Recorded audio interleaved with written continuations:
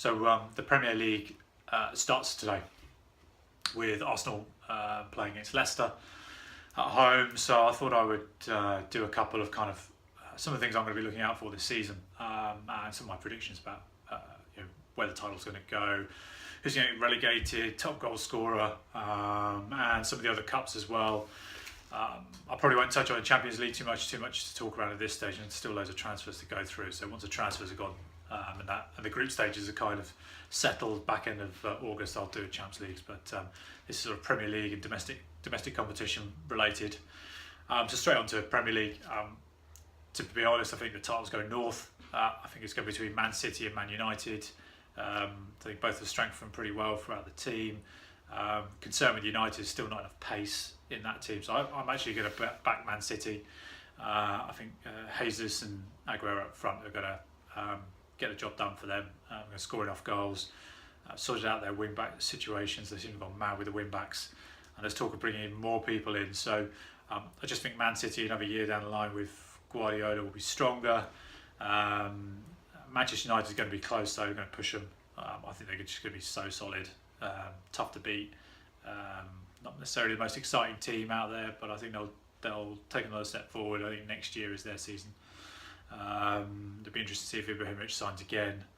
And then after that, I think Chelsea third, Tottenham fourth to close out the Champions League places.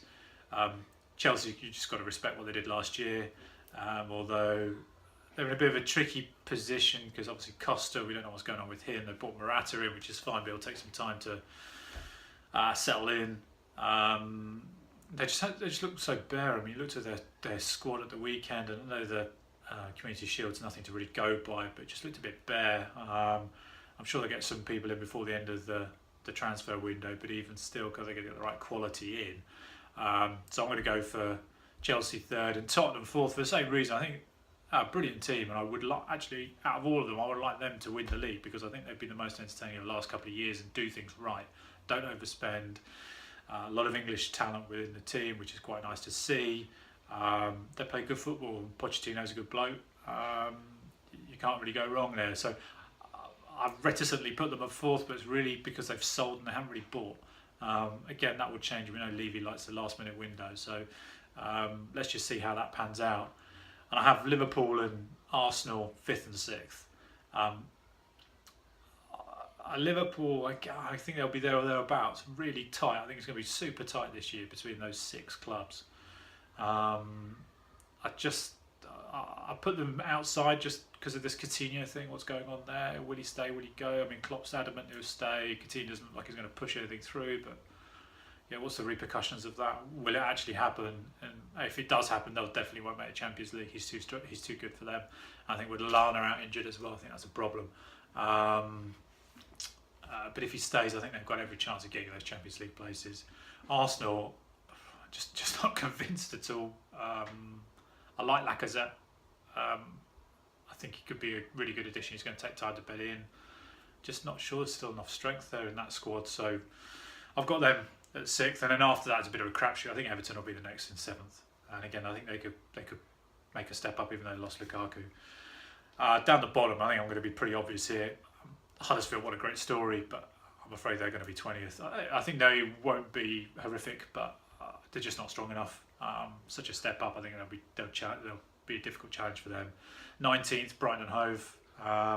Again, similar to Huddersfield, it's such a big step up, and I know they've outlaid some resources, and they're just, I've heard today, they're just about to sign another striker, which is great news, and hopefully they'll be competitive, but I'm just not sure for a whole long season whether they have enough quality throughout the squad. And then finally, the final place, I've got Burnley. They've just sold Andre Gray. I mean, he scored a lot of important goals for them last year. I don't know where those goals are going to come from. I'm not quite sure they're going to have the strength and depth. They're great home form last year. Hopefully they can do that again because they were a real sort of joy to watch at times last year. But again, I just think the quality of the squad's not strong enough. There are other three teams to also bear in mind. Newcastle, naturally, are they going to have enough quality? And Watford and Swansea, two clubs that have just gone through so much turmoil over recent years. Both have got some good players and some quality players, but just a bit up and down with how they run. So I wouldn't be surprised if they ended up getting relegated, but my three going down are Burnley 18th, Brighton 19th, Huddersfield last. Top goal scorer, I'm not going Harry Kane. I think he'll have another good season, but I should go Lukaku. I think he was going to get even more opportunities to score.